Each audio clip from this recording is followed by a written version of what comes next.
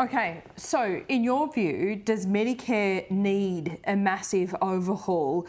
Does it need more funding, or does it need to be more efficient with the current pool of funding? It's both. So it needs to be easier to navigate. But at the end of the day, what we need is for patients to have increased access to GP services.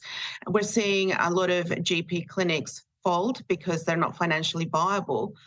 We're seeing GP clinics move away from bulk billing because the bulk billing rates are not viable to operate a practice. And those practices face two options. One is to close their door or charge a gap. And what we're seeing Okay. with time is that that gap goes up and up and up, and those patients are facing an increased gap fee. And it's really important for the federal government to realise that, patients are finding it really tough at the moment with the cost of living pressures. Patients are deciding between, what script can I afford this month?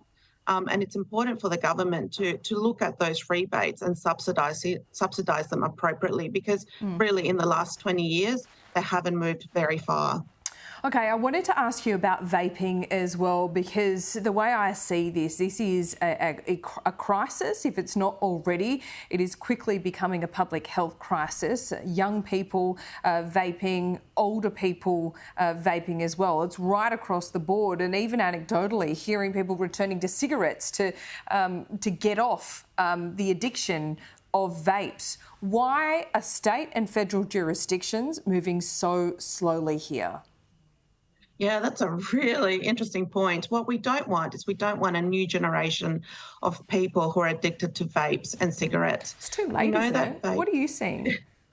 oh, we're seeing vaping in schools. I was at a school event, a sporting event with my children a few months ago, and there were two, they couldn't have been more than 13-year-old kids talking about vapes and what flavours of vapes they had in their bag, which was really shocking. And what we're seeing is people don't realise the dangers of vapes. There is emerging evidence that vaping is the cause of chronic lung disease, such as asthma. We know too that it can cause seizures, burn to the lungs, headaches. And if ingested, so if you ingest the liquid that's found in those vapes, it can be quite toxic. And if ingested by someone who's young enough, so a baby or a toddler, it can be lethal. We're also seeing vapes, they're marketed in these really colourful packages with flavours such as tutti frutti, watermelon, bubblegum. So, they're clearly marketed at children and adolescents. We know that people who vape are 3 times more likely to pick up cigarette smoking and become addicted to that. So something really must be done. I think we do such a great job with smoking cessation, but it seems that we're behind the 8 ball when it comes to vaping. Is this too hard? Why so slowly? Because it doesn't look like, there was a committee formed in Queensland at a federal government level. Can't see what they're doing to get on the front foot here. Is it just simply too hard? I don't think it's too hard. Yeah.